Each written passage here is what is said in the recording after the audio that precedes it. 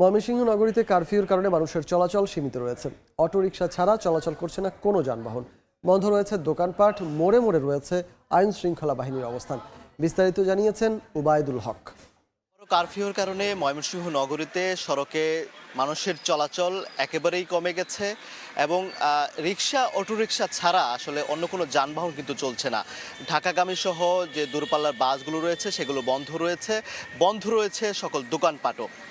সব মিলিয়ে কিন্তু থমথমে একটি পরিবেশ বিরাজ করছে, কারণ গতকাল দিনভর কিন্তু উত্তপ্ত ছিল এই ময়মনসিংহ নগরী। মানুষজন কিন্তু জরুরি প্রয়োজন ছাড়া কিন্তু ঘর থেকে বের হচ্ছেন না। গতকাল কোনো ধরনের হতাহতের ঘটনা না ঘটলেও আতঙ্কময় একটি দিন কাটিয়েছে কিন্তু ময়মনসিংহ নগরবাসী।